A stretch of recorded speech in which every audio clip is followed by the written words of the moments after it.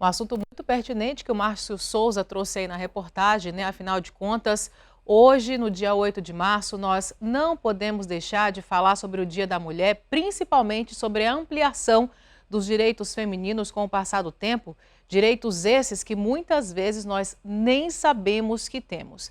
E para acrescentar ainda mais informações nesse assunto, eu recebo de forma remota aqui no Gazeta e Manchete a advogada especialista em direito das mulheres, Isnailda Gondim. Ela também está como presidente da Comissão de Enfrentamento à Violência de Gênero da ABM-CJ, que é a Associação Brasileira de Mulheres de Carreira Jurídica. Vamos recebê-la então. Boa noite, Isnailda. Seja muito bem-vinda ao nosso jornal nesse dia tão especial.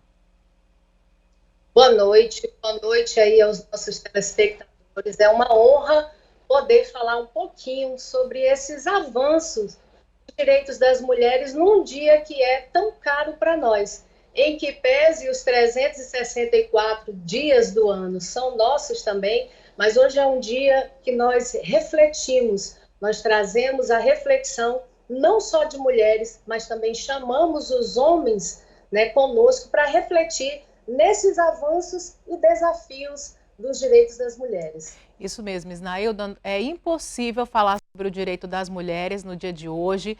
Então, a primeira questão que eu quero trazer para esse nosso bate-papo é: nós temos direitos, né, mas não usufruímos de todos eles, infelizmente. Na sua opinião, por que todas as mulheres elas não conseguem usufruir de todos os direitos que lhes são devidos? É falta de informação? É uma falta de postura, muitas vezes, de terceiros? O que você acha sobre isso? Olha, em que pese nós tenhamos aí um arcabouço de legislação, como bem já foi dito, segundo uma pesquisa que foi realizada pelo Data Senado, né, algumas mulheres, muitas vezes, não buscam os seus direitos por ausência de conhecimento. A exemplo disso, são mulheres que são vítimas de violência doméstica, e muitas vezes elas não sabem o que o Estado em si traz para que ela consiga um abrigo para sair desse ciclo da violência. E a Lei Maria da Penha, além de trazer aí a tipificação dos crimes, né, de violência doméstica contra a mulher, ela também traz aí algumas orientações com relação à política pública do Estado, como, por exemplo, casas-abrigos. Poucas mulheres sabem que nós temos no estado do Acre 2 casas-abrigo, né, que protegem essa mulher em risco iminente de morte por um período de até 90 dias, caso ela esteja sofrendo violência doméstica. Então, muitas vezes, essa desinformação, tanto no âmbito da violência doméstica e familiar, também como esse avanço que nós tivemos recente aí, da sanção da lei de laqueadura, que agora já entrou em vigor no dia 5, né? Mas o Brasil, ele é campeão da desinformação, ou seja, a população, essa falta de informação ainda é uma barreira de acesso aos métodos contraceptivos. Você está trazendo agora, Isnailda, muitas mulheres realmente não têm conhecimento. Outro assunto que eu quero abordar com você nesse dia de hoje é com relação ao crescimento do número de mulheres que estão aí em locais de poder, né? Tanto na esfera pública como também na esfera privada. E nós temos uma nova forma de violência, né, devido a essa situação, que é a violência política de gênero. Isnailda, fala pra gente como é que uma mulher ela pode identificar que está sendo vítima dessa violência política de gênero. Esse é mais um avanço da legislação brasileira, que é a Lei 14.192, de 2022, que ela tipifica a violência política de gênero. E interessante é que foi feita uma pesquisa também, né, pelo TSE, que aponta que um dos maiores fatores por que as mulheres acabam reduzindo a sua presença na política é exatamente por conta dessas violências políticas que elas sofrem, que muitas vezes são violência política sexual, ela pode sofrer violência política psicológica, moral, institucional, virtual, e aí nós precisamos fazer um recorte necessário, que as mulheres negras 98,5% dos casos são de candidatas negras. Isso foi uma pesquisa onde elas foram entrevistadas e relataram terem sofrido, né, mais de um tipo de violência. Por exemplo, a virtual foi campeã com 78%, a moral ou a psicológica e a institucional. Nós tivemos aqui no estado do Acre um caso recente, que foi da vereadora Eliane, ali no Bujari, em que teve o seu direito de fala cerceado. Inclusive, ontem, olhando aí em suas redes sociais, ela ainda está tendo dificuldades, inclusive, de exercer o seu mandato.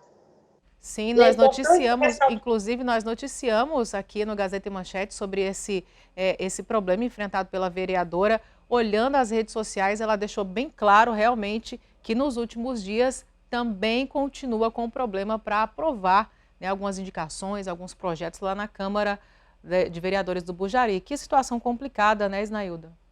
E aí, Cris, onde é importante que a legislação seja efetivamente cumprida, né? Que haja realmente aí a denúncia do Ministério Público por violência política de gênero, que ele possa cumprir, que esse autor de violência ele possa cumprir dentro dos rigores da lei, né, as consequências desse ato, para que isso não venha acontecer com outras mulheres. E aí é importante ressaltar que essa violência política de gênero ela não acontece só com a mulher que participa da política. Sim. Ela também acontece nos espaços institucionais de poder, em que a mulher exerce um cargo ou função pública. E é justamente sobre isso que eu quero falar com você, já é o teor da minha terceira pergunta, no ambiente de trabalho, como no geral, né? Como que uma mulher pode identificar, né, que está sofrendo algum tipo de violência ou então abuso, e se ela identificar, quais são os órgãos responsáveis, né, que ela pode recorrer para se defender dessas violências e abusos?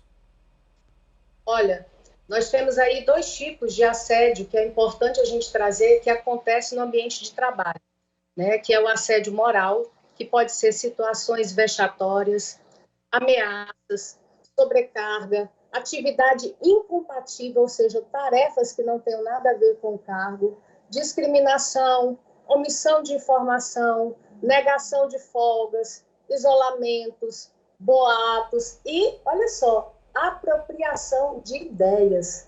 O assediador ele diz ser o autor de ideias, projetos e propostas da vítima. E aí a gente sempre gosta de ressaltar a importância das instituições terem um canal apropriado de denúncia, sobretudo quando se fala do assédio sexual.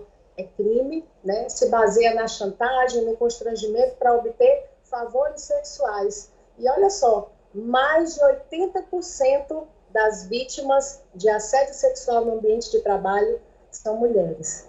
Né? Então, assim, a importância de ter um canal de denúncia dentro das instituições para que essas mulheres saibam a quem recorrer. Nós temos também o Disque Denúncia, que é o 181. Nós temos também o Ministério Público do Trabalho, que essas mulheres podem estar se dirigindo ao Ministério Público para ali estar relatando o que está acontecendo com ela. Mas eu quero aqui chamar a atenção, Luísa, principalmente para nós mulheres, que nós tenhamos mais empatia uma com as outras.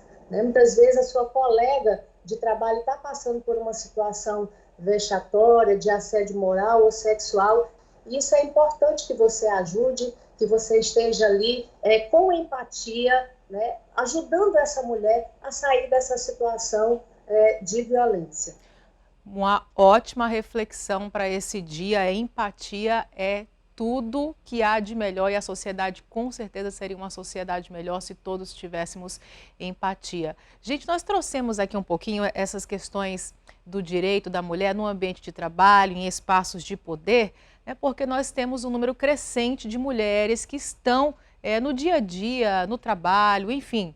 Mas como a Isnailda bem esclareceu, as mulheres, elas têm direito em vários outros quesitos e vale muito, né, Isnailda, procurar se informar sobre o seu direito, a mulher, independente da situação, ou melhor, da posição que ela esteja, né? Nós temos direito para mulheres que estão em atendimento médico, para mulheres que estão em processo de separação, de divórcio, ou seja, nós temos um arcabouço muito grande de direitos garantidos para as mulheres, né? E hoje é um dia de comemorar isso.